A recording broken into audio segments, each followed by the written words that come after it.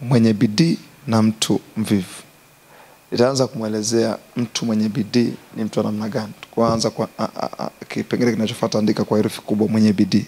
Ukifahamu ya mambo kimaandiko, si tu kwamba utafahamu, lakini maandiko yana uwezesho ndani yake. Maandiko yana neema. Biblia inasema kwamba kila andiko lenye pumzi ya Mungu. Timotheo wa pili sura 3 mstari wa 16 na 17. Kila andiko lenye pumzi ya Mungu lafaa. Lafaa. Unapaswa kuyaelewa haya maneno. Lafaa. Kabla mengine mengi. Lafaa. Linafaa kwa mafundisho. Linafaa kuonya. Linafaa kuadibisha katika haki. Alafu Biblia inasema ili mtu wa Mungu awe kamili, amekamilishwa katika kila tendo jema kupitia andiko lenye pumzi ya Mungu. Maana andiko lenye pumzi ya Mungu linaweza kumkamilisha mtu akafaa kwenye kila jambo jema. So scripture are very powerful. Maandiko yana nguvu, na kila wakati ukitaka kuyabadilisha maisha yako, pata andiko. Alafu ukilipata andiko, liingie kwako kwa msukumo, kwa ushawishi, kwa inspiration, lugha nzuri ya Kiingereza ya Roho Mtakatifu. Lijavuviwa na Roho Mtakatifu linafaa. Kwa hiyo ukiona kitu kimeandikwa kwa neno la Mungu na ukaanza kufanya kwa ufunuo hilo neno, ujue si tu kwamba unafanyia kazi maarifa, lakini unafanyia kazi neno la Mungu lenye uwezo wa kukupa nguvu. Neno la Mungu halimpi mtu kujua tu, lakini lazima kumpa nguvu ya kufanya. Tunaelewana sawa sawa? Neno la neema lina uwezo wa kujenga na kukupa urithi.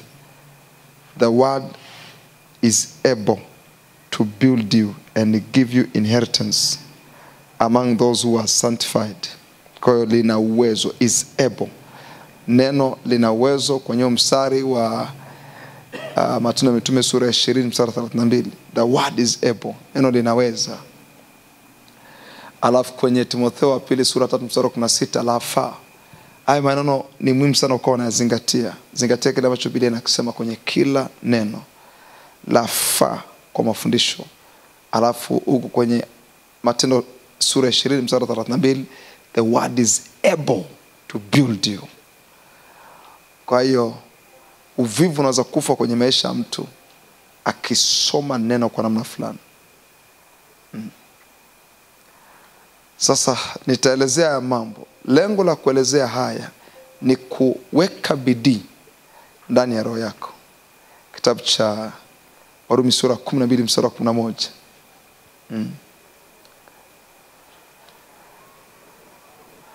Warumi sura 12 mstari wa 11.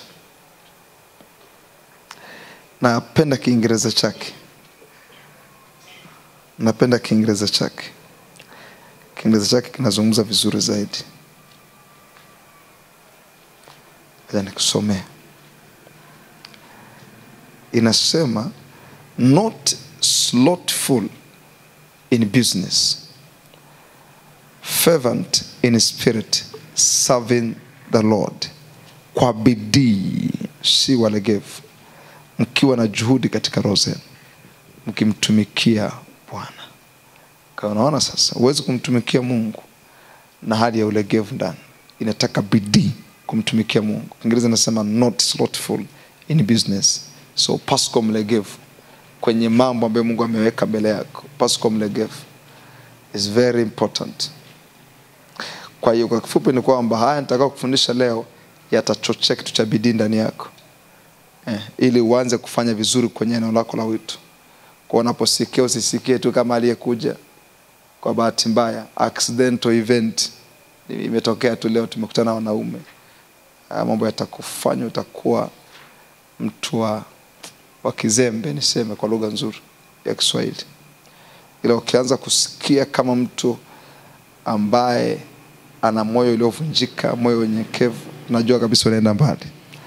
Mwenye bidii ni mtu namna gani? Moja, andika, mwenye bidii ana picha makusudi, werevu na ni mtafiti. Haya yote nimeyatolea kwenye neno la Mungu. Mwenye bidii, werevu, cunning. Mwenye bidii ana picha, ni mtu mwenye picha, makusudi, ana werevu ndani. He is cunning. Alafu ni mtafiti. Ni mtafiti.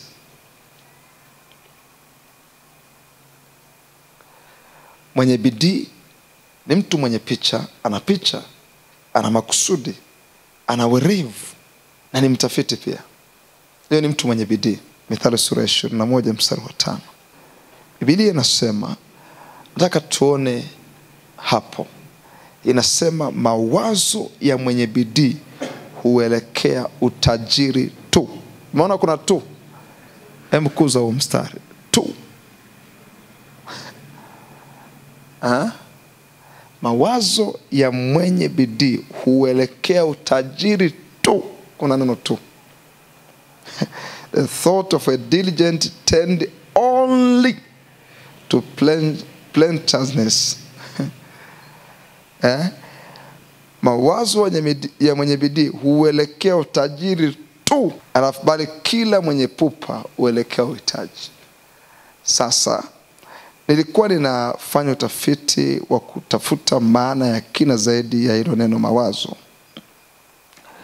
Hilo neno mawazo limetafsiriwa kwa maana pana sana kwenye original translation. Hilo neno mawazo. Sitakusomea vitu vingi, lakini nachotaka tu ujue tafsiri ile ya kwanza ya neno mawazo imebeba mambo yafuatayo. Imebeba imaginations, usiandike kwa sababu ipo kwenye hiyo maana uliyoandika. Alafu imebeba cunning, imebeba invented, alafu imebeba purpose. Yaani yote hayo. Kwa hiyo wazo la kwanza la Suleiman alipokuwa anaandika huo mstari, wazo lake alipokuwa anaandika mawazo ya mwenye bidii huelekea utajiri, ndani ya akili yake alikuwa na hayo mambo. Kwamba makusudi ya mwenye bidii huelekea utajiri. Alafu picha za ndani za mwenye bidii huelekea utajiri tu. Alafu werevu wake, unajua kuna kitu kinaitwa werevu, tutajua kuonesha mahali. Kuna kitu kinaitwa werevu. Werevu wake. Werevu ni kitu kizuri sana. Ndio maana Biblia inasema kwamba iweni wapole kama ua, alafu werevu kama nyoka. Werevu kama nyoka. Kwa hiyo werevu kiBiblia pia una sehemu yake. Usimwachie nyoka. Haya, kuna werevu. Alafu pia kuna invented, kuna uvumbuzi. Kwa wakati Suleiman anaandika hiyo mithali, alipokuwa akisema mawazo ya mwenye bidii, ujue ndani yake alikuwa anasema picha za mwenye bidii. Yaani mwenye bidii akifumba macho namna hii ya mwilini, ndani picha anazotengeneza. Alafu makusudi yale ndani ya moyo wake, sababu makusudi yanakaa kwenye moyo wa mtu. Alafu werevu alionao, ile kuvumbua vitu, utafiti alionao, wote unaelekea utajiri tu. Hakuna kingine. Kwa mawazo limebeba vitu vyote vile, inaelekea utajiri tu peke yake. So this is very important. Kwamba kama tunataka tukuone kesho na una matokeo fulani makubwa ambayo yanamtukuza Mungu, lazima uwe na mtazamo wa mstari huu. Ndani yako uwe na picha. You are a man. Wewe ni kiongozi. Kuna watu wengi nyuma yako watakufuata. Kama sio watu watakufuata wanao. Kwa sababu sijapata mshirika hapa ambaye amesajiliwa kwenye utowashi. Hatuna yuna hapa kanisani. Wala kujitolea yupo. Au niendelee kusubiri kidogo. Naona tu kila mtu ana moto wa kuoa. Kwa patakuja kuwa na watu nyuma yako tu. Watakuwepo majamaa nyuma yako tu. So you are a leader. Kuna huyo mama ambaye ameacha vitu vyote kufuata. Imagine kama usipokuwa na mambo haya yote ndani yako. maana yake pia unafupisha au unaharibu ndoto au kesho au maono ya wale ambao wanakufuata. Miles Monroe alisema hii sentence: simba wanaongozwa na kondoo, alafu kondoo wanaongozwa na simba. Akasema kundi la kondoo wanaongozwa na simba litakuwa imara kuliko kundi la simba wanaongozwa na kondoo. Kwa sababu kondoo wataanza kuact kama simba kwa sababu ya mtizamo wa kiongozi. Kondoo wataanza kufanya mambo kama simba. So this is very important, kwamba picha zako za ndani, makusudi yako ya ndani, alafu werevu wako. Werevu manake tunaingiza na utafiti humo ndani. Curiosity, utafiti ule wa ndani wa kuyafuata mambo, inapaswa kuelekea utajiri tu peke yake. Ndivyo Biblia inavyosema. Kwa mwenye bidii ni mtu ambaye ndani yake, tunamzungumzia mwenye bidii, ni mtu ambaye ndani yake ana picha, ana makusudi, ana werevu, ni mtafiti. Mtu mwenye bidii ni mtafiti. So moja nilikuwa wakati nimekaa kwenye gari yako nikawa naona play Cornel Sanders, founder wa KFC. Alikuwa na play hapo, nikawa nasikia historia yake toka ameanza mwanzoni. Uwe ni utafiti. Mwenye bidii ni mtafiti. Anatafuta kujua vitu kwa kina. Anatafuta kuvisikia vitu kwa kina chake. Mtu mmoja aliniuliza akaniambia hivi, unatoa wapi muda wa kwanza kusikiliza na kutafuta historia za kina Nikola Tesla, kutafuta historia za kina Thomas Edison, historia za kina William Colgate? Inakulazimisha wakati mwingine kukaa hata kama dakika 20, lisali moja, unasikia tu historia ya mtu. Unajua ni ya muhimu sana kwa sababu kuna kitu najenga ndani yako. Kwa hiyo mwenye bidii ni mtu ambaye ana picha ndani yake. Imaginations. Nilifundisha nafikiri hapo wiki iliyopita. Ana imaginations. Huwezi kuwa mwanaume na unakosa picha ndani yako. Lazima uwe na picha ndani yako. Lazima ndani yako uwe na picha, uwe unaona mahali. Huwezi kuwa kijana wa kiume alafu unakosa picha. Yaani moja ya jambo la kwanza ambalo kijana wa kiume anapaswa kuwa nalo ni picha ndani. Picha ndani ya muhimu sana kwako. Lazima uwe unaona picha fulani mbele yako. Kwa sababu kama una picha yote ndani yako, maana yake hautakuwa chochote, si sawa? Lazima uone kwanza ndio upewe. Hauwezi kupewa ambacho hujakiona. Unalazimika kuona alafu ndio upewe. Alafu kingine, kama una picha ndani yako, unaomba nini? Niulize swali, unaomba nini? Kwa sababu maombi yako pia kila siku lazima yasukumwe, yawe inspired na picha leo nayo ndani. Hivyo na habari, hata kama changamoto za kimaisha zinakupiga, sometimes vision inakuwa ni inspiration. Sometimes vision, maono, yanaweza kuwa ni inspiration ndani yako. Kuna wakati mwingine hata kama huna fedha, hata kama mambo ni kama yanakupiga sana, lakini nikwambie, maono peke yake ni nguvu ya ndani inaweza kumtia moyo mtu. Ni nguvu ya ndani ambayo inaweza kumtia moyo mtu. Na hata kama mambo yote yakimpiga, kuna kitu kinamwambia tu. Hebu naomba kitabu cha Habakuk sura ya 2 Apostle mstari wa 2. Kuna kitu kinamwambia, kuna kitu kinamwelekeza mahali. Kuna kitu kinampeleka mahali. Ndani ameshafika huko. Ndani anapiga tu anaenda. Hebu naomba kitabu cha Habakuk sura ya 2. Inasema hivi, Bwana akajibu akaniambia, iandike njozi. Write down a vision. Ni picha ndani ambayo inatafsiri kusudi lako. Kwa lugha rahisi kabisa, maono. Maono ni picha ndani inayotafsiri kusudi lako, kusudi la kuwepo kwako.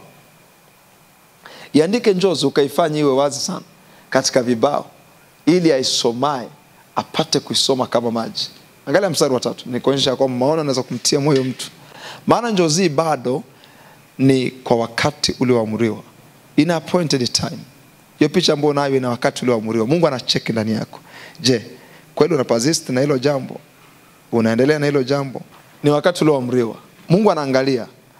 Niliwahi kuwafundisha kwamba kuna aina mbili za maono. Nikasema ya kwanza ni yale ambayo Mungu anaweza kuyaweka ndani yako.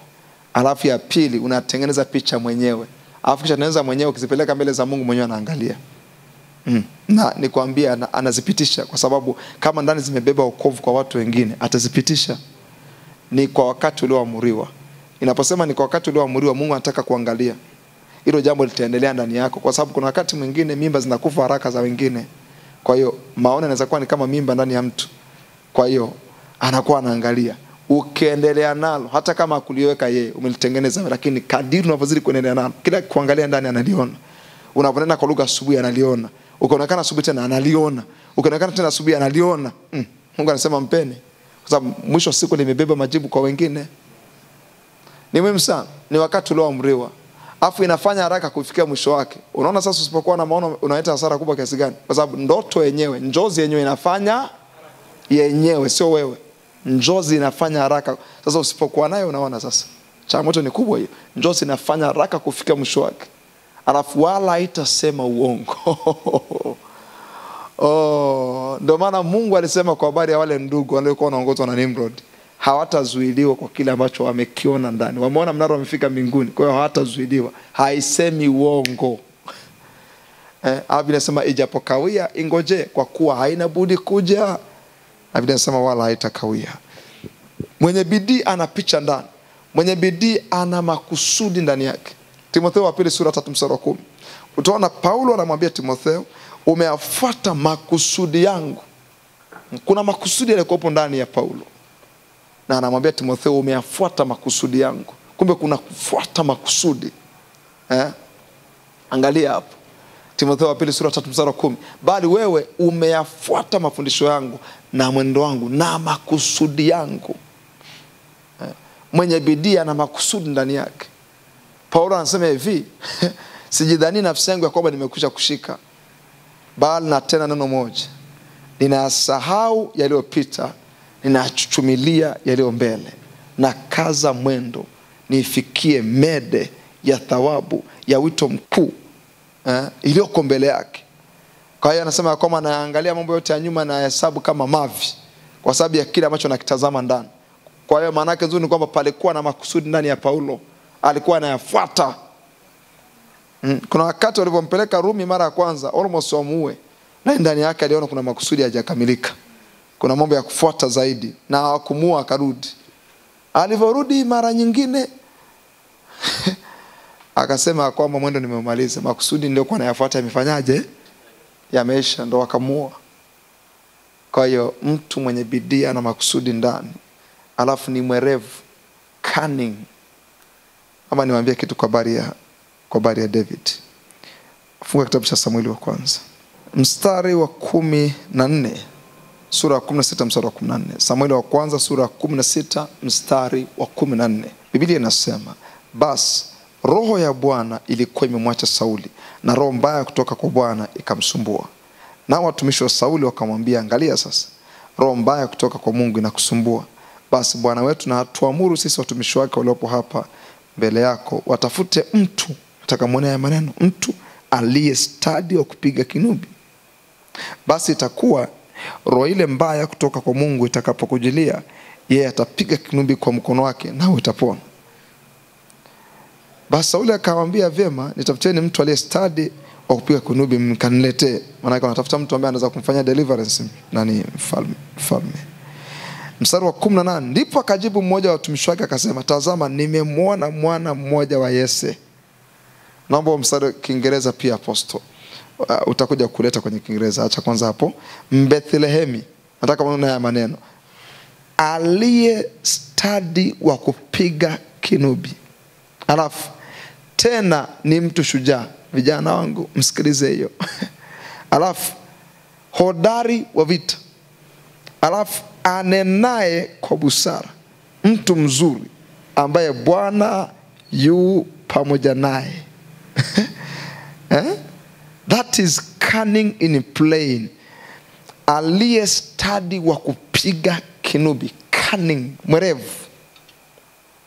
Imetumia neno cunning, ni mtu fundi, mwerevu, ni mtu anayejua mambo kwa kina. Nataka niwaambie hata hii kazi ya uchungaji usipokuwa mwerevu inakushinda kabisa. Inataka werevu, kila kazi inataka werevu. Inataka technique. Si niwaambiaje, kuna wachezaji wengi wa mpira wa mguu, lakini kuna watu werevu. Ukimzungumzia Messi unazungumzia werevu, si ni sawa? Werevu. Ukimzungumzia Ronaldo unazungumzia werevu. Mtu mwerevu, cunning, mwerevu wa kupiga kinubi. Kwa hiyo manake anaposema kwamba mawazo ya mwenye bidii, manake werevu wa mwenye bidii huelekea utajiri. Werevu wake haupo tu scattered. Yaani werevu wake sio werevu tu ule wa kuongea sana, fanya vitu vingi vya kijinga. Werevu wake unaelekea wapi? Utajiri. Yaani kama anajifunza kinubi, anakipiga kwa namna ambavyo siku moja kinubi kile kitamsimamisha mbele ya mfalme. Kwa werevu wa mwenye bidii huelekea utajiri tu. Yaani mwenye bidii anajua hivi, kitu hiki kitanisimamisha mbele ya wakuu tu one day. Alafu utafiti pia. Kwa hiyo nataka uone hayo. Mawazo mwenye bidii manake picha, makusudi, werevu na utafiti. Kwa mwenye bidii ana picha, makusudi, ana werevu na ni mtafiti wa vitu. Jifunze kuwa mtafiti wa vitu. Jifunze kuwa mtafiti wa vitu. Mungu amewapa neema siku hizi na smartphone. Una Google vitu, soma vitu kwa kina, jua vimetokea wapi, vimeanzia wapi. Sikiliza niwaambie kitu. Unapaswa kuwa ni mtu ambaye una mataarifa mengi. If you want to be great in this life, beba taarifa za kutosha. Usirizike na vitaarifa vidogo vidogo tu. Vya ameenda Majengo, amerudi huko Mongoro, sasa hivi anaishi Marunga. Tuachane na vitu kama vile. Google imesha kuwekea urahisi wa kila kitu. Unaweza kuingia ndani ukaanza kufanya utafiti, kuangalia. Jifunze vitu kwa kina, kuwa mwerevu, mtafiti. Wakati mwingine ulizia vitu, wakati mwingine omba appointment na watu fulani, zungumza nao, waulize, nyinyi mlifanyaje kwenye haya mambo, ulifanyaje kwenye ile eti. 2. Mwenye bidii anafanya mambo kwa nguvu zote na si kwa ulegevu. Mwenye bidii bwana anafanya mambo kwa nguvu zote na si kwa ulegevu. Mwenye bidii anafanya mambo kwa nguvu zote. Yaani ukipeleka mwenye bidii mahali, ujue ataweka nguvu zake zote hapo. Anafanya vitu kwa nguvu zote. Anafanya mambo kwa nguvu zote na si kwa ulegevu. Mithali sura ya 10 mstari wa 4. Atendaye mambo kwa mkono mlegevu huwa mtu gani? Msome kwa sauti, huwa mtu gani? Maskini. Atendaye mambo kwa mkono mlegevu huwa maskini. Alafu bali mkono wake aliye na bidii utajirisha.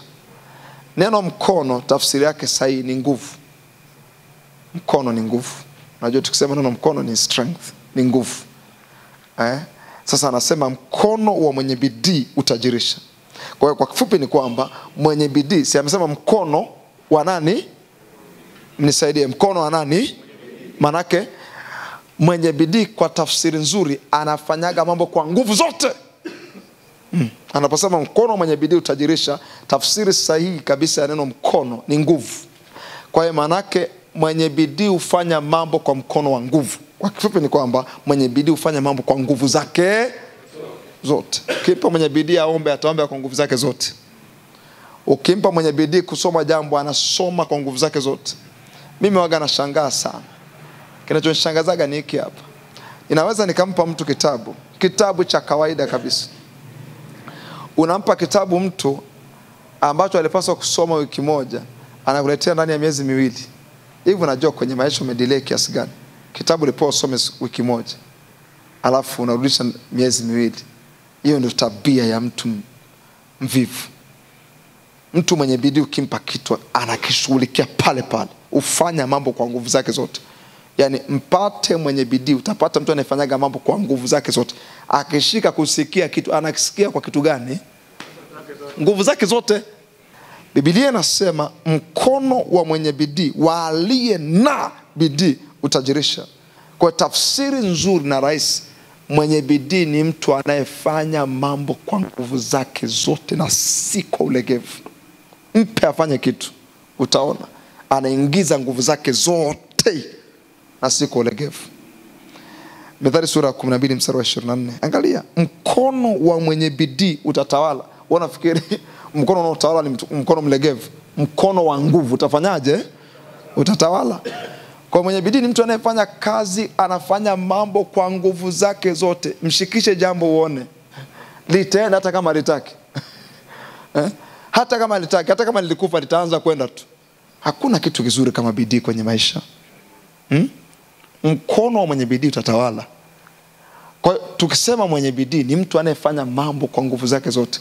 Ukimpa kitabu hiki hapo kasome, anaenda anatulia masaa, anamaliza, akimaliza anarudia tena, akimaliza anarudia tena. Alafu akishamaliza pale anaandika action plan. Kutoka kwenye kitabu hiki nitafanya hiki, nitafanya hiki, nitafanya hiki. Lakini mtu mlegevu anakuwa akiwa anasoma anahesabu peji zilizobaki 1, 2, 3, 4, 5.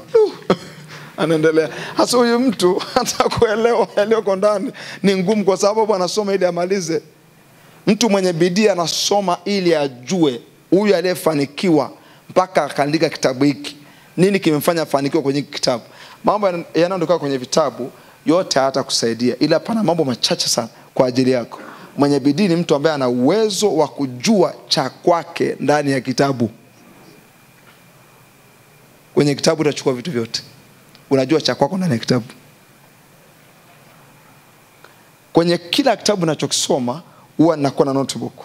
Siandiki kila kitu kwa sababu vingine navifahamu, ila ninaandika vile vitu ambavyo ni sababu ya Roho Mtakatifu nisoma kile kitabu.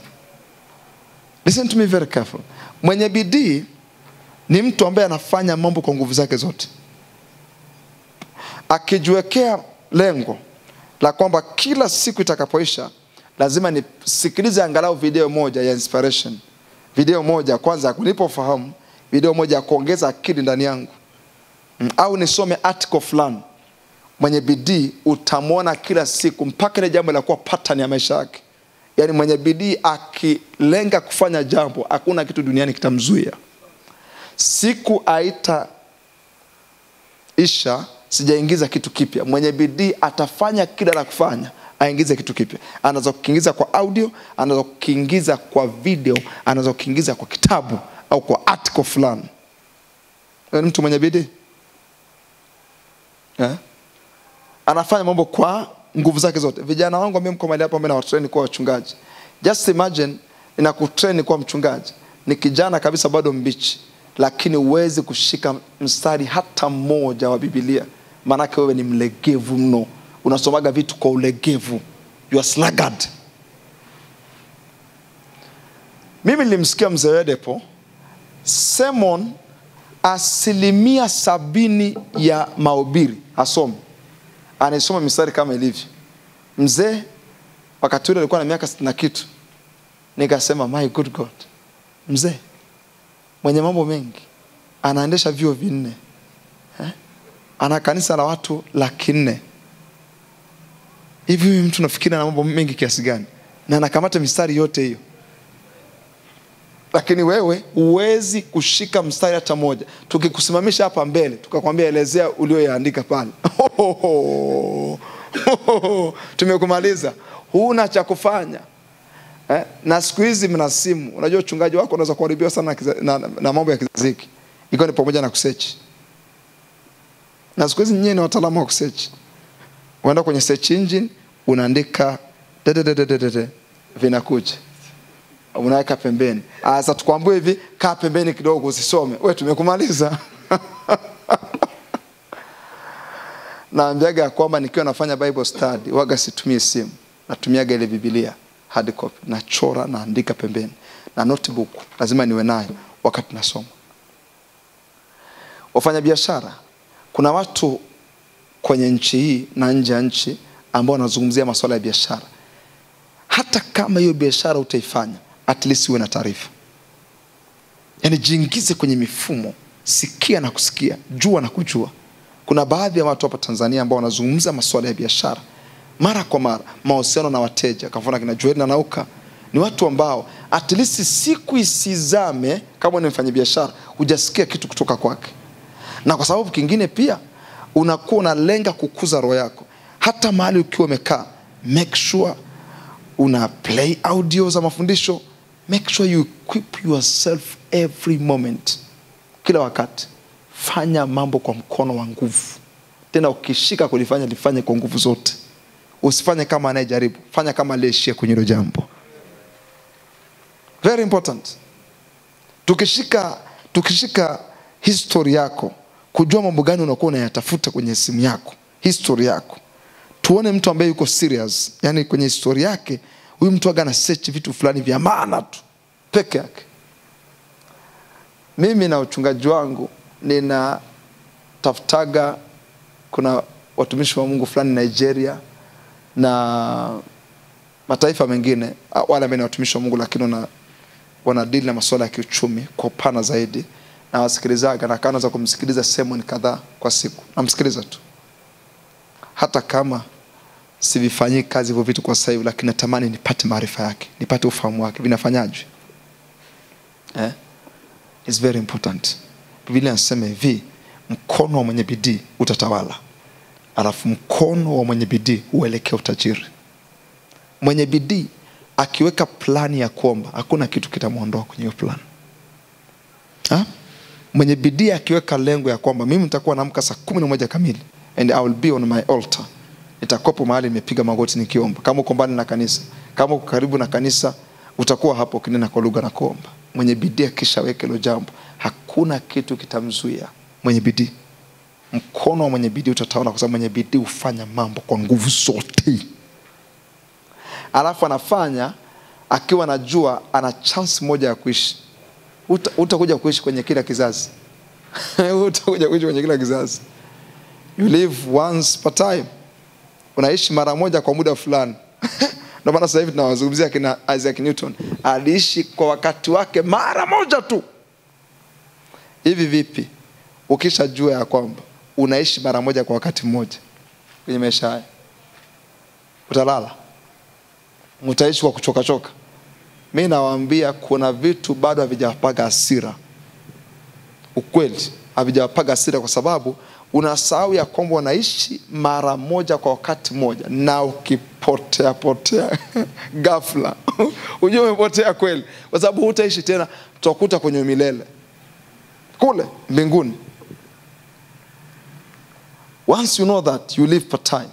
Mimi nakwambia ukiweka lengo la maombi, mzee, huu mwili hautakuendesha, kwa sababu unaishi mara moja kwa wakati mmoja kwenye maisha haya. Isaac Newton sasa hivi tunamsoma tu, yani kuishi kwake ni aliyoyafanya, ila yeye hayupo physically. Mkono mwenye bidii utatawala, kwa sababu mwenye bidii anajua kuyafuata mambo, anafuata mambo kwa nguvu. So naomba nikupe Mhubiri 9 mstari wa 10. Nimwambia mkono tafsiri yake ni nguvu. Kwa hiyo ukiona wakati wote ya kwamba mkono wa mwenye bidii utatawala, ujue mwenye bidii ni mtu anayefanya mambo kwa nguvu zote. Mkono maana yake ni nguvu. Mhubiri sura 9 mstari wa 10. Mambo utakuta Afrika na of course na Ulaya, wanaume wengi wanamalizwa sasa hivi, wanaume wengi wanakosa mguso sasa hivi, na wanawake wanakuja kwa kasi.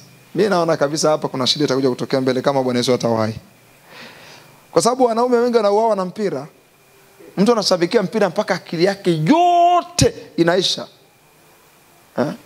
Mtu anauelezea mpira, hawezi kuelezea umaskini wa maisha yake, na namna gani unaweza kuondoka umaskini. Yani mtu anaweza kuwa yuko pale stendi hapa, kama anaielezea timu ya Simba na namna gani wakichukua mchezaji fulani wakamnunua wakamweka pale, wanaweza kuongoza ligi.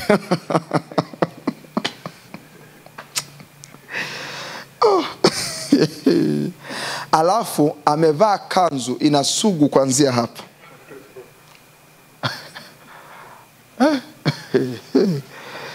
Mhubiri 9:10. Angalia sasa hiyo tafsiri ya Mhubiri 9:10. Lolote, emsema kwa sauti lolote. Yani lolote likisha kwa lolote maana yake ni lolote. Kazi unayoifanya, maombi, kusoma Biblia, lolote kuhusiana wewe na mke wako, kutunza mahusiano kwenye familia yako, lolote likisha kwa lolote maana yake ni lolote. Na likisha kwa lolote maana yake ni universal term. Ukiona neno whatever na whatsoever, ujue ni universal. Lolote, popote, wakati wote, mahali popote, lolote mkono wako utakalolipata kulifanya. Yani nikishasema lolote manake ni wakati wote. Utakalopata kulifanya, iwe ni asubuhi au jioni, lifanye kwa nguvu zote. Angalia anachosema, ulifanye kwa nguvu zako, kwa kuwa hakuna kazi wala shauri wala maarifa wala hekima huko kuzimuni ndapo. You better do something today. Bora ufanye kitu sasa hivi, kwa sababu kule unakokwenda hauta apply hivyo vitu. Unaenda ku apply hekima mbinguni wewe kama nani? Ndio Biblia inasema temu ya kule ya wakati ule ilikuwa ni kuzimu. Kwanza walikwenda kuzimu kwanza ya wakati ule kwenye Agano la Kale, walikwenda kuzimu.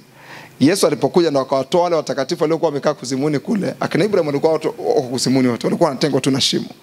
Ndio aliwatoa kuzimuni akawapeleka mbinguni, paradise.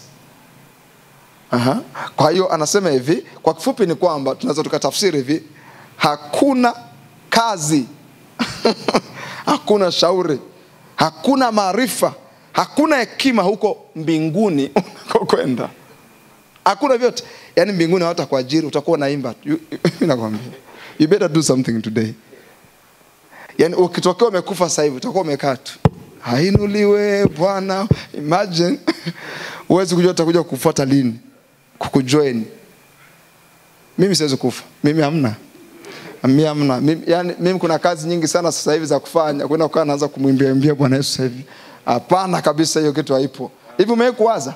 Yani ukienda mbinguni sasa hivi nakuwa unaimba tu. Wamekuvisha mwili mpya kwa unaimba tu. Una mwili wa rohoni, sorry. Unaimba tu. Hakuna kazi mbinguni unakokwenda. Hakuna shauri. Utaenda kule mbinguni ukasemaje? Mimi nilikuwa na ushauri huu. Yani wewe kule mbinguni utakwenda kuambia kwamba mimi nafikiri nimepata wazo. Hakuna wazo mbinguni, hakuna hekima mbinguni. Ndio maana lazima ufanye kitu sasa hivi. Yoshua 18:3. Yaani ukiwashauri malaika wanakuambia ulikuwa wapi? Umeacha kaburi tu kule la msalaba mrefu. Umeandikwa alizaliwa 94 akafa 2024. Mambo aliyofanya, alitumia tu ada ya serikali. Alikopeshwa. Kingine alichokifanya ametumia ng'ombe wa baba yake. Ndio amemaliza hayo. Mambo mabaya sana. Mabaya sana. Mabaya sana. Haya, Yoshua sura 18:3.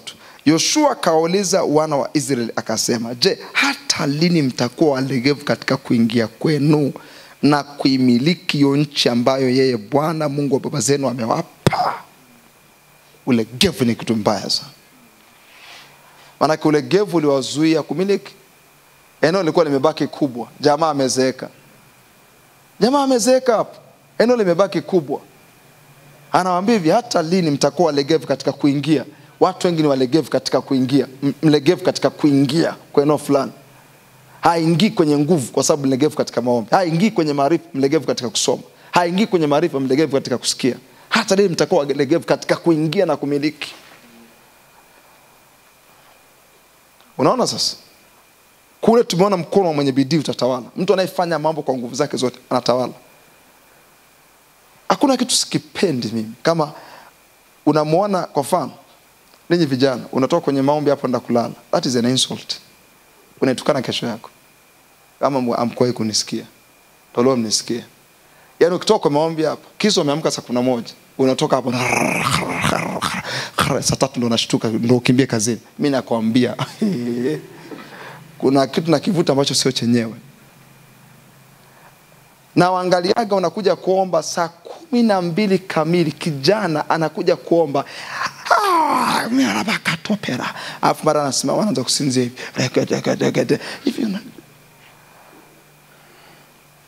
Unakata waga na pause na waangalia. Okay.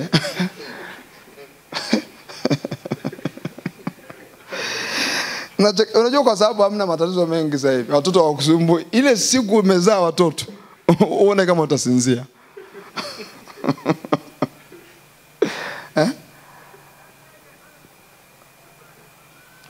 Hata lini mtakuwa walegevu katika kuingia? Naomba tuafikane kitu kimoja. Mwache ulegevu. Ukitaka kuingia kwenye maarifa, hakikisha unakuwa na maarifa. Am I communicating? Ukitaka kuingia kwenye nguvu, hakikisha unakuwa na nguvu za kiroho. Ukitaka kuingia kwenye neema, hakikisha unafanya baadhi ya mambo. Neema utoaji unatoa kama mtu mwenye uelewa. Neema maombi unaanza kuomba. Unaanza kufunga. Unajifunza kufunga. Sio mlegevu. Mkono wa mwenye bidii unatawala. Naomba tujifunze kufanya vitu kwa mkono wa nguvu. Push. Lazimisha vitu viende. Usipovilazimisha hutakuwa mtu kwenye maisha. Lazimisha viende. Lakini ngoja nikwambie siri. Usipokuwa na hela pia, atakwambia mume wangu mbona umekaa tu?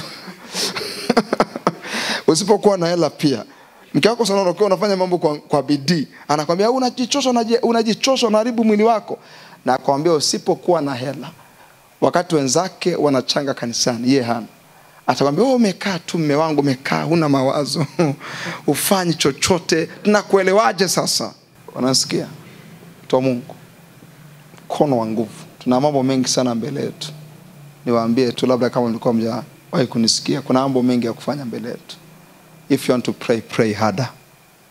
If you want to read, read harder. Ukitaka kusoma, soma kwa mkono wa nguvu. Soma kwa nguvu zako zote. Ukitaka kusikia, sikia kwa nguvu zako zote. Ukitaka kusikia kitu fulani kina masaa mawili, nenda kalale kwanza. Ukiamka anza kusikia. Nawaambiaga hivi, sinzia kazini, lakini usisinzie kwenye muda wa kuwekeza. Wengi hapa ni wafanya biashara. Muda wengi unachukuliwa kule kazini. Wakati mwingine unapaswa kufanya haraka. Pumzika, amka usiku. Spend some hours. Sikia na kuandika. Huwezi kuwa na maisha madogo. Huwezi kuwa na maisha madogo Ulegevu hautakupa kumiliki, hautakupa mali, hautakupa kutawala. Lakini bidii itakupa kumiliki, itakupa mali, itakupa kutawala. Bidii itakupa kumiliki, itakupa mali, itakupa kutawala. Point ya 3. Mwenye bidii ni mtu namna gani? Andika. Mwenye bidii ni msimamizi na mkaguzi. Mithali 27 mstari wa 23. Tusome kwa sauti. Biblia inasemaje? Kila mwenye uhai. Alafu kuna mambo kadhaa. Jambo la kwanza, fanya bidii kuijua hali ya makundi yako. Alafu 2, na kuangalia sana ng'ombe zako. Kuna mambo mawili hapo. Kuijua hali ya makundi yako. Kuna watu wengine wanafanya biashara lakini hawajui biashara. Imesema kuijua hali ya makundi yako. Am I communicating? Unafanya kazi lakini hawajui kazi yako. Imesema kuijua hali ya makundi yako. Ndani yako unajua ya kwamba uko hapa kanisani ni mchungaji, ila haujui hali ya huduma yako na kazi ambayo Mungu amekupa. Imesema fanya bidii kuijua hali ya makundi yako. Alafu inasema hivi, na kuangalia sana. Kuna kuangalia sana kazi unaifanya. Kuna kuangalia sana biashara unaifanya. Kuna kuangalia sana mambo yako yanaendaje. Yametokea wapi? Yako wapi? Yanaenda wapi? Yakoje eti? Yanakuwa au yanapungua? Imesema hapo kuangalia sana. Sema kwa sauti, kuangalia sana. Nisikilize, mimi nikikaa pale ofisini ninakuwa nasoma. Jina la mshirika likija naandika pembeni, napiga simu hapo hapo. Huyu mtu bwana nimeacha kumuona. Ndio kazi yangu. Kuna wakati mimi natuma mtu. Kwa sababu ndivyo Biblia inavyoniambia. Kuijua hali ya makundi yako hiyo moja, lakini na kuangalia sana. Kuna wakati namwangalia mshirika, namwangalia bwana mtu abadiliki. Na mwito ofisini. Ndivyo ninavyofanyaga. Na mwito ofisini. Naambia yeye, mbona mimi sioni progress kwenye maisha yako? Tunafanyaje sasa? Nielezee, kuna changamoto yote. Kuna wakati mwingine inalazimu kumpa mtu mtaji. Sipendi unavyoishi hivi. Vivyo hivyo pia kwenye mambo yako wewe. Unapaswa kuiangalia hali ya kazi yako ikoje. Are you making progress? Unapiga hatua, unarudi nyuma. Yaangalia mambo yako yote ya kiroho yote, affairs zote za kazi zako za kimwili. Angalia vyote, viangalie sana. Angalia na kuangalia sana. Angalia sana. Kuna kijana mmoja alinipigia simu akaniambia hivi, nilikuwa napata, alikuwa anatengeneza laki ngapi kwa siku. Ni hela nzuri kwa siku, faida. Sasa nisikilize. Alikuwa na duka, alafu alikuwa na M-Pesa. Sasa kwa sababu yuko peke yake, na kwa sababu zile fedha hazina activities kwenye familia, yani ni separate na masuala ya familia. Kwa hiyo akawa anakusanya hela za dukani na za M-Pesa na zikusanya zote kwa wakati mmoja. Alafu maisha yanaendelea. Akashangaa fedha inashuka. Wakakutana na mwenzake, tunafahamu watu waliokoka. Jambo la kwanza ni mapepo. Yeah. Jambo la kwanza ni ulimwengu. Ila message aliyokoroga Kristo alikuwa ni nani? Aliyewaambia ulimwengu wa roho, the realm of the spirit. Yani Kristo bwana, kigoza tu kidogo ni ulimwengu wa roho. Kwa mzake anaenda kumwambia hivi, ni mambo ya kiroho. Okay. Wakaendelea kuomba, lakini panapungua. Aliponipigia simu nikamuuliza hivi, umesema una duka na nini na M-Pesa? Nikamuuliza swali la moja kwa moja, hela za dukani unatenga na hela za M-Pesa? Hapana, kwa sababu niko peke yangu. Naambia brother, uwe makini. Hela za M-Pesa ziache, ujue uliweka mtaji mwezi huu shilingi ngapi, na mpaka mwisho wa siku ile commission ya mwisho ya M-Pesa imekuzalisha shilingi ngapi. Alafu jua dukani mambo yanaendaje, bidhaa zinaongezeka na ile na kuwepo ya faida. Anasema akafanya utafiti day 1, day 2, akaja kunipiga simu akaniambia, na hiyo na faida yangu imerudi. Mungu sio mjinga bwana. Kuna wakati mwingine Mungu anaona hivi, huyu ni mwanangu anaenda mbali, lakini kwa ujinga huu hatafika mbali. Anachukua hela, anazirestrain, anazizuia. Unashangaa progress. Yeah. Unajua kujua kwa nini watu wenye maduka waga wakui? Dada wale ambao wamekaa maeneo changamka sana. Kwa sababu gani? Anakaranga, Wahindi wenyewe kutuangalia kwa semaje, Waafrika wana akili kubwa tujawahi kuiona duniani. Kwa sababu Mhindi hawezi kufanya hiyo biashara. Kwanza anatushangaaga. Mhindi anafanya biashara kalamu tu, kama kalamu. Pipi tu. Ila akiingia kwa duka la Mwafrika. Pale akaweka majiko yake. Ameweka tu hapo, unajua kupitia hela. Alafu akija kuchukua hela, anatoa kwenye hela zake zile za jumla zile. Huyo mtu hawezi kwenda mbali. Biblia imesema hivi, fanya bidii kuangalia sana ng'ombe zako. Fanya bidii kuangalia sana ng'ombe zako. Mwenye bidii ni msimamizi na mkaguzi. Unakagua mapato yako. You are the auditor of your resources. You are the auditor of your business. Wewe ndio hujapata bado wakaguzi. Ukishafika ukawa milionea, lazima uajiri mkaguzi. Atakuwa anakukagua wewe. Na hela unampa wewe. Lakini bado hatujafikia hiyo kiwango. Of course na mimi miaka 3 mbele nitakuwa na mkaguzi kabisa, auditor. Anakuja kufanyia auditing kwa mwaka. Auditor anakuja kukusaidia kujua hela zako waga zina leak wapi. Anakuja kukusaidia, anakagua na check. Aisee, unapotezaga hela hapa. Huyo ndio auditor. Anachukua hela nyingi sana. Kwa maana moja, kwa sababu anakusaidia kuifocus hela yako ielekee mahali fulani na itakupa matokeo. Yes. Hela zote zinaingia mfukoni hivi, zinaingia mfukoni. Kuna kijana mmoja aliwahi kuwa mtunza hazina wa fellowship miaka nyuma sana, tukiwa tuko ADAT. Sasa anatembea na sadaka hapa mfukoni. Kwa hiyo ukihitaji hela ya kununua kitu fulani, mic imeharibika, anakupa mfukoni. Anakupa, anatumia ile neno atakompensate. Akafanya hiyo kitu mpaka ukafika mwaka ukaisha, ukafika mwisho wa uongozi. Sasa atoe ripoti mbele ya wapendwa wa mapato na matumizi. Akasoma, mtu mmoja akanyosha mkono akasemaje, wewe ni msomi wa degree, what are you talking about? Tumekaa hapa tunakusikiliza muda wote, unaongea kitu gani? Hebu ondoka hapo. Walimfukuza wapendwa. Walimfukuza. Akaenda, aliporudi akasoma, akacheka, watu wakalicheka, wakamwambiaje, tumekusamehe tu, ondoka. Kwa sababu hatuna cha kufanya, sisi ni wapendwa. Jidiscipline rafiki. Jidiscipline. Wewe hela ya biashara, unaweza kutoka na mke wako mkatoka out. Ile hela ya faida ya siku hiyo yani, ambayo umefanya biashara, mko mnakula nani? Mnakula nyama wewe na mke wako. Hela ya biashara. Utajua kwamba hii hela ni ya biashara na hii pia hela ya kula. Hivyo najua nilichukua muda kutenga hela ya kula, mimi kutenga channel. Baadaye ilibidi kutenga channel. Channel hizi zitakuwa hela ya akiba. Channel hii itakuwa hela ya matumizi. Channel hii itakuwa ada ya mtoto. Listen, ada ya mtoto iko separate. Nikatengeza channel kama 3 hivi. Ndo nikapata wokovu. Kwa masuala ya fedha. Inataka nidhamu. Baadaye naanza kuona akiba na hela ya kutosha. Akiba inakuwa na hela nzuri ya kusaidia kufanya mambo. Usipokuwa mkaguzi na msimamizi mzuri, utakuwa unapitisha hela nyingi kwenye mikono yako na kwenye mfuko wako. Lakini ukifika wakati wa fursa, hauna kitu.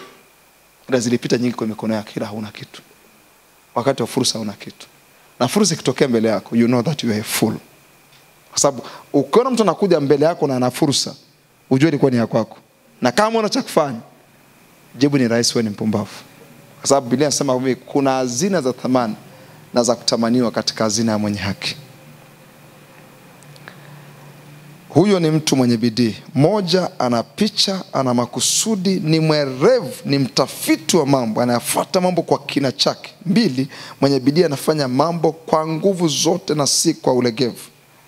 3, mwenye bidii ni msimamizi, mkaguzi mzuri.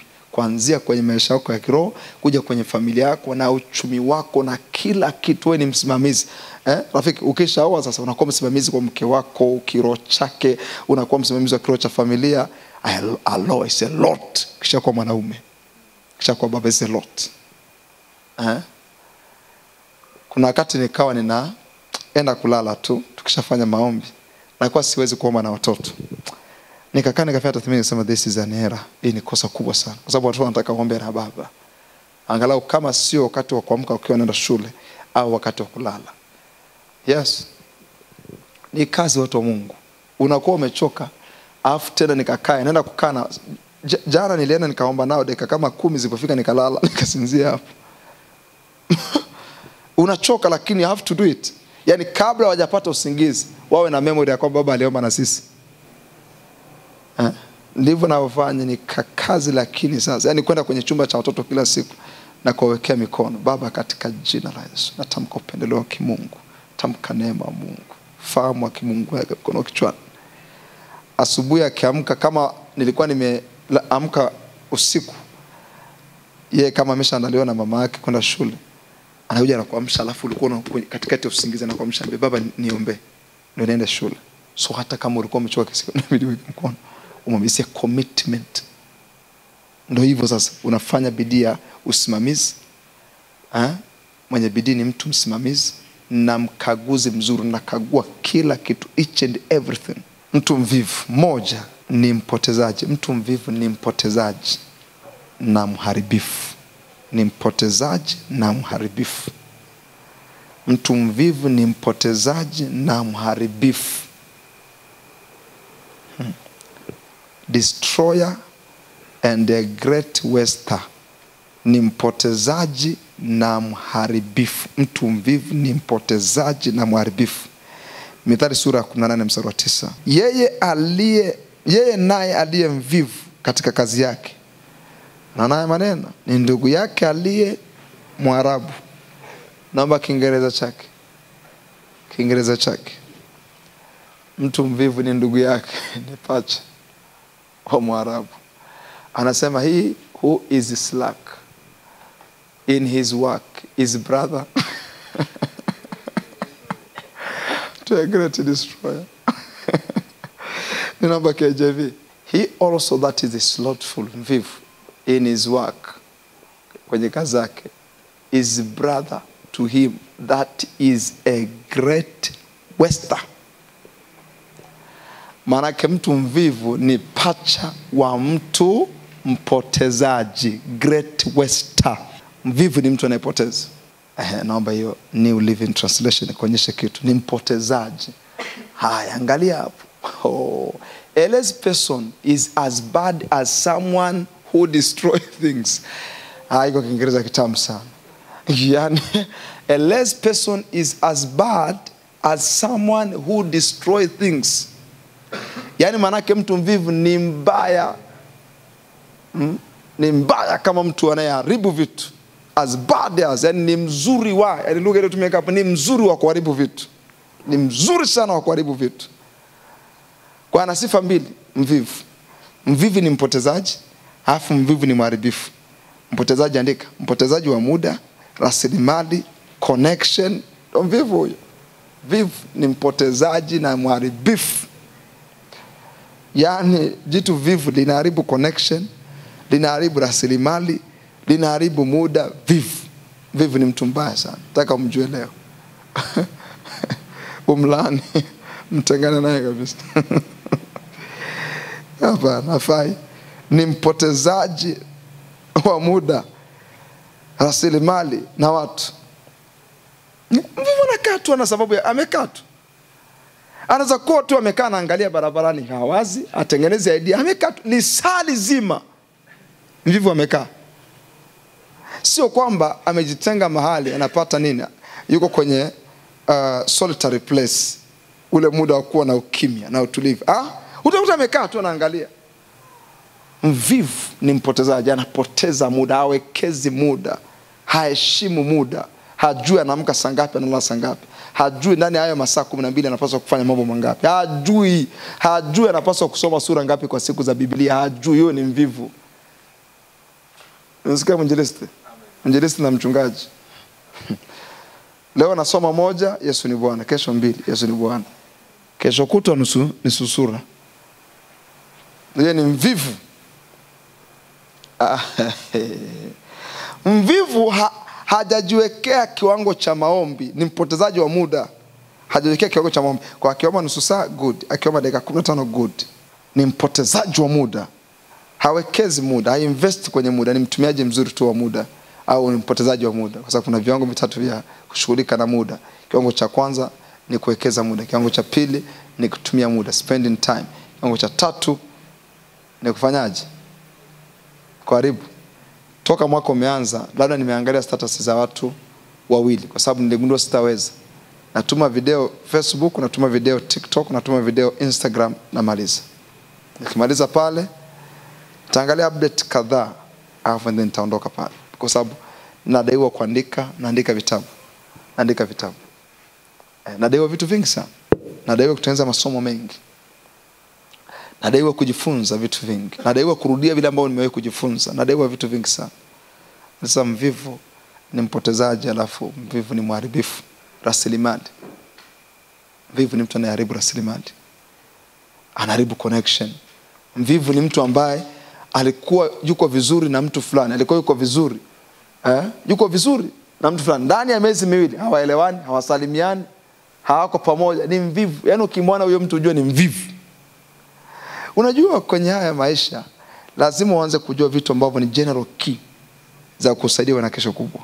Moja ya kitu ambacho ni key ya kusaidia kwa na kesho kubwa ni mahusiano na watu. Lakini mvivu anaharibu tu, ambia kwanza asinizingue. Alinikuta, ataondoka mwenyewe, ataniacha.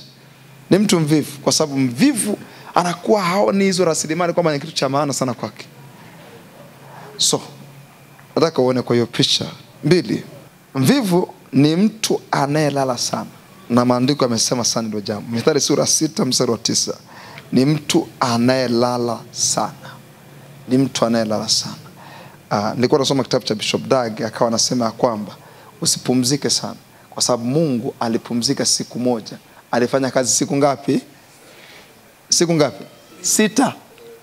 Kwa hiyo manake katika 90% unapaswa kupumzika 10% ngapi? Katika 100% unapaswa kupumzika 10% ngapi? 10 zinatosha. Kwa hiyo manake ukilala masaa 3 au 4 yanatosha kabisa. Yanatosha. 6:9 inasemaje? Mithali sura 6 mstari wa 9. Tusaidie chap 6:9. Inasema, ewe mvivu. Biblia inauliza swali.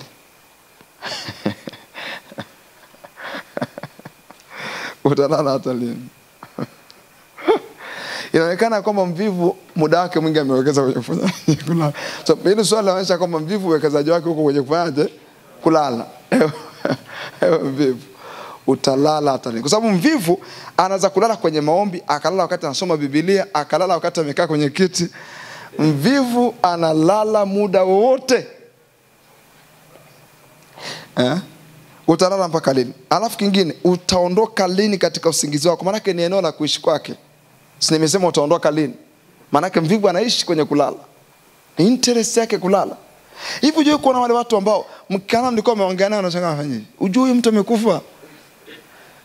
Wako hata kanisani wapo. Mtu amekaa tu unashangaa amelala kidogo. Utaondoka lini? Nini maana hilo neno utaondoka lini? Maana ni mtu ambaye anaishi kwenye hilo eneo.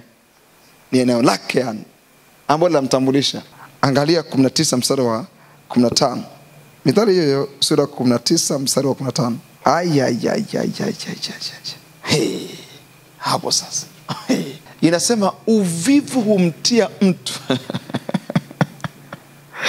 katika usingizi mzito. Alafu na nafsi yake mvivu itaona njaa. Uvivu humtia mtu katika usingizi mzito, na nafsi yake itaona njaa. 24 mstari wa 30. 24 mstari wa 30.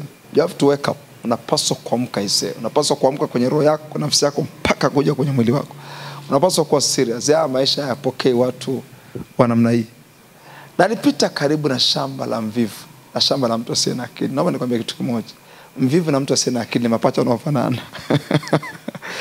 Naomba nikwambie kitu. Naomba msome wote kwa sauti. Biblia inasemaje? Alafu sasa maelezo yanayofuata, nalipita katika shamba la mtu mvivu na shamba la mizabibu la mtu asiye na akili. Maelezo yanayofuata yanawaelezea kwa pamoja. Maana yake mtu mvivu na asiye na akili ni mapacha ambao huwezi kuwatofautisha. Mtu mvivu na asiye na akili. Angalia maelezo yao. Angalia maelezo yanayofuata. Mstari wa 31 apostle. Chap. Mtu mvivu na asiye na akili. Nataka uende pamoja nao. Mvivu na mtu asiye na akili. Kumbe lote limemea miiba. Alafu uso wake ulifunikwa na viwavi, na ukuta wake wa mawe umebomoka. Mstari unaofuata wa 32. Ndipo nilipoangalia na kufikiri sana. Aliangalia akafikiri sana. Na aliona nikapata mafundisho. Yaani alivyoona shamba la mvivu na ukuta wa mvivu nikapata somo. Mstari unaofuata. Alipofanya utafiti wa kina kwa habari ya mtu mvivu na asiye na akili, akapata majibu. Mtu asiye na akili, you better wake up. Bora uamke isiwe usingizini. Kwa sababu angalia, mtu mvivu na asiye na akili ndio sifa yao hii hapa. Yaani wote alipofanya utafiti wa mvivu na mtu asiye na akili, alifikia hapa. Akasemaje? Bado kulala kidogo. Alafu kusinzia kidogo. Maana kuna tofauti ya kulala na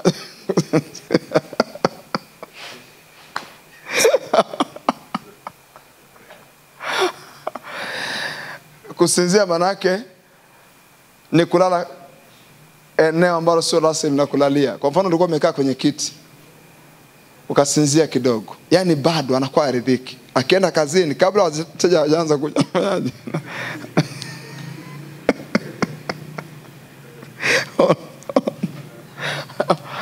wanaambia kitu. Maisha yanabadilika. So wakati hapa kanisani tuko 80, ngoja niwachekeshe kitu. Niwaambie kwamba uvivu ni kitu halisi sana. Wakati tuko hapa mwanzoni tuko 80. Unakumbuka wakati ule mimi na kina wakati ule sisi wachungaji na kina Pastor Deo tutoka hapa ibadani. Kwanza tumeamka saa 12:10. Na kuja tunafanya maombi mpaka saa 1 kamili. Maana yake dakika 40 hivi 50. Tukirudi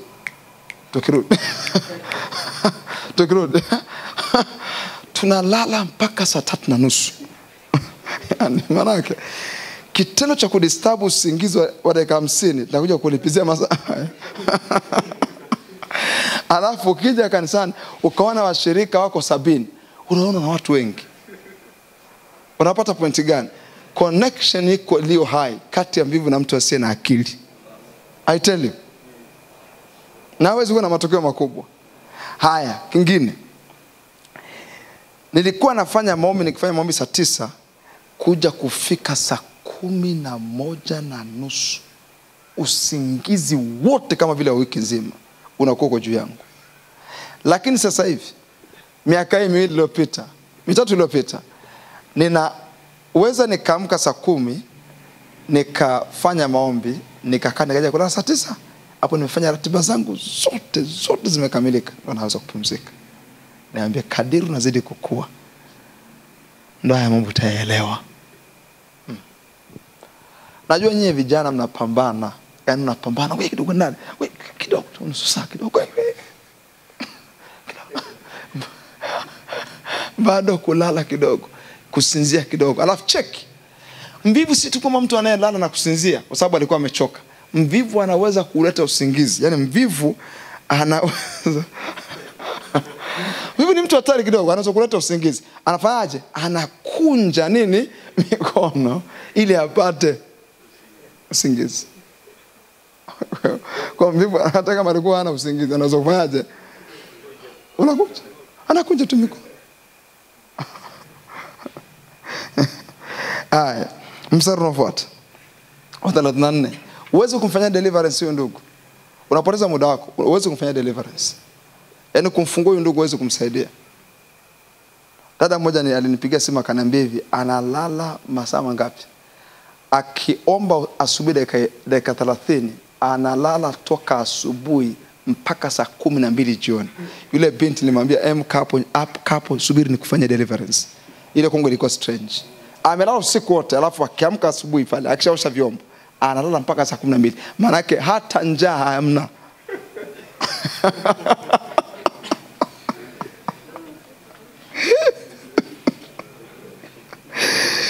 Oh no.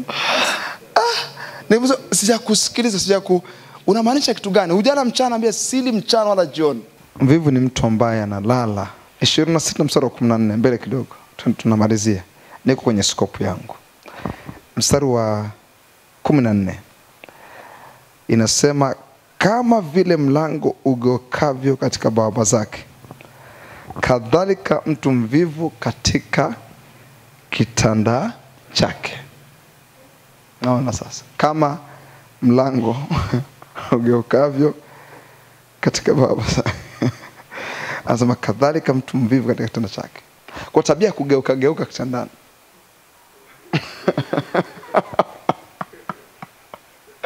Hilo ni wachia assignment. Utaliona usiku wa leo. Ukiona la tokeo inabidi ujisaidie. Kwamba katika jina la Yesu naamkia hapa. Yaani manake mtu yote ambaye yuko hai, ukilala upande huu masaa 4 saa 10 uruhusu kufanya hivi. Kwa sababu unakuwa kama bawaba. Si ni sawa? Hilo ni mwachia assignment. Tena point ngapi? Halo? Ya 3. Andika hivi. Mtu mvivu ni mtu mwenye sababu nyingi za udhuru. Mtu mvivu ni mtu mwenye sababu nyingi za udhuru. Haya mambo yanawaelea Nauliza swali, yanawaelea Ni mtu mwenye sababu nyingi za udhuru. Lazima niwafundishe nyinyi kwa sababu ninyi ndio wanaume kwenye kanisa hili. Nataka matokeo. Ni mtu mwenye sababu nyingi za udhuru. He has a lot of excuse. He's a man of excuse. In fact, ni mtu wa udhuru. Ana udhuru mwingi. Na si tu udhuru mwingi, ana uwezo wa kuelezea. Ama ni kusurprise. Mithali sura ya 26 mstari wa 16. Kwani kusurprise kitu hapa. Usilete mchezo na mtu mvivu. Kuna nguvu anayo isiyo ya kawaida. Akipindua ile nguvu, anaweza kuwa tajiri. Someni huo mstari utawashangaza. Tusome kwa sauti ya pamoja. Biblia inasemaje? Alafu yani ukimweka mtu mvivu na watu 7 wanasiasa, watu wa sababu, tuseme wanasiasa, watu ambao wanaweza kutoa sababu. Yani maana watu ambao wanaweza kuwa na debate, wanaweza kuwa na sababu na hoja. Mweke mvivu mwambie kwa nini umelala sana, afu weka watu 7 anawashinda.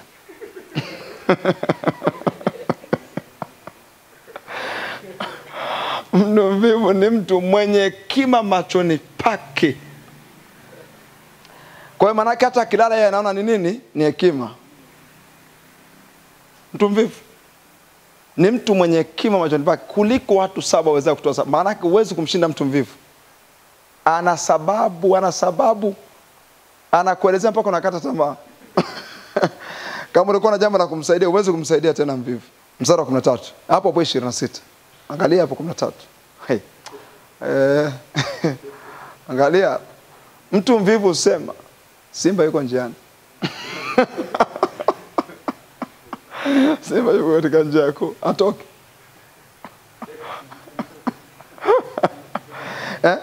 Mtu mvivu usema kwamba ni baridi mno.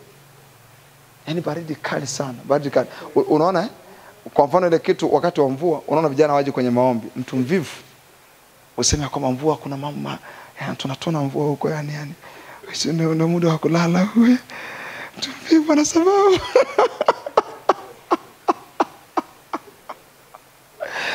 Yaani mtu mvivu ana sababu, usema simba yuko njiani, hatuwezi kutoka.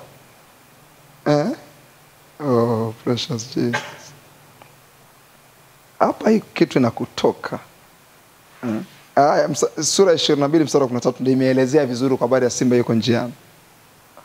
Sura 22 mstari wa 13 ndio imeelezea vizuri sasa. Nilikuwa najaribu kutoka nyuma kuja mbele ili uelewe vizuri. 22:13. Angalia hiyo surprise. Mtu mvivu usema simba yuko nje, nitauawa katika njia kuu. Kwa nini atoka?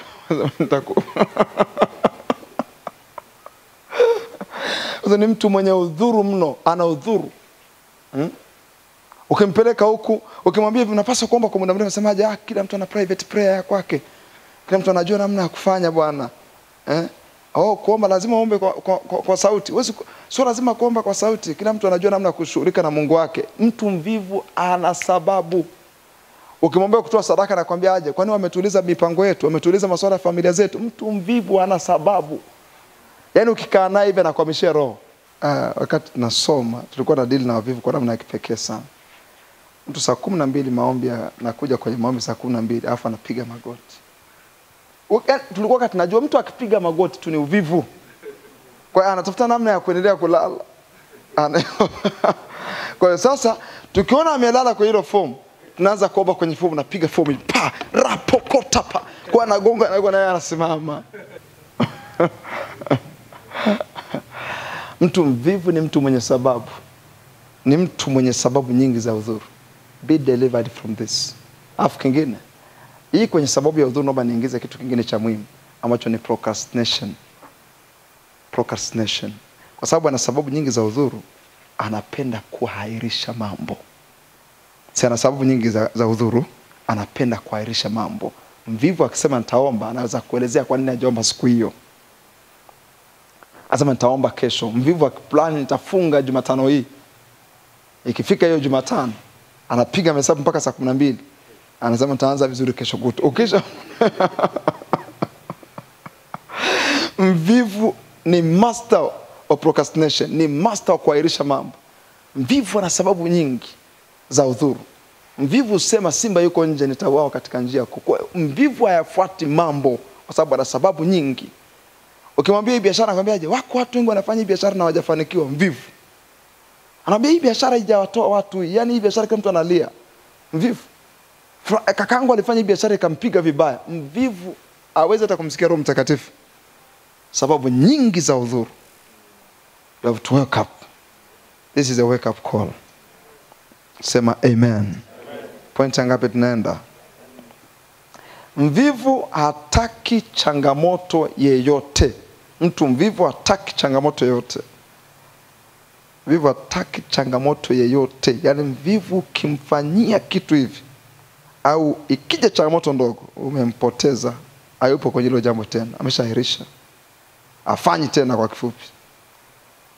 Mvivu hapendi changamoto, yani hataki changamoto yoyote, kama mambo yaende smooth, yaende kilaini yani.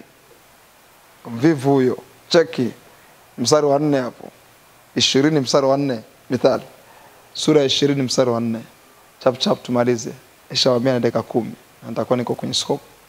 Haya, mtu mvivu hataki kulima wakati wa baridi. Hivyo wakati wa mavuno anaonaje? Ataomba, hana kitu. Anasema baridi siwezi kulima. Wakati unajua nini maana ya kulima wakati wa baridi? Ukienda kushika jembe kaanza kulima hivi, mwili unazalisha joto, si sawa? Lakini mvivu anawaza kwenda kukanyaga maji, anawaza kukanyaga tope, anaona utamuua. Mtu mvivu hataki kulima wakati wa baridi. Maana yake mtu mvivu afanye mambo wakati wa changamoto. Am I communicating? Wakati wa changamoto afanye mambo. Watu wa Mungu nataka mjue kitu kimoja. There is sometimes unakuwa unaona changamoto hata wakati mwingine ya mwili, unaiona changamoto. Alafu nikisema nimwambie mke wangu ya kwamba najisikia kitu fulani sio kizuri kwenye mwili wangu, naomba nipumzike. Nimesaini kitu rohoni. Na nimeanza safari moja baada nyingine ya kulazwa. Kwa hiyo sio kila wakati nimesimama hapa I am perfect 100%. Sometimes najisikia changamoto ya kiafya ambayo siwezi kuelezea. Kuna wakati nakumbuka mpaka jasho linatoka, yani jembamba. Manake mwili unapitia extreme torture. Lakini nipo madhabahu nafundisha. Najaribu kuweka sheria gani? Hakuna siku hii hali itaniweka kitandani. So wanafikiri washirika wakikuona kila siku huko madhabahuni, kila siku mwaka mzima, wanafikiri always well.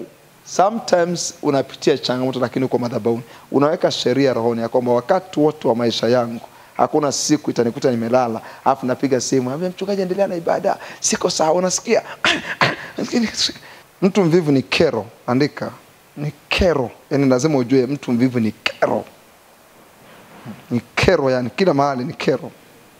Kila mahali ni kero. Mtu mvivu ni kero.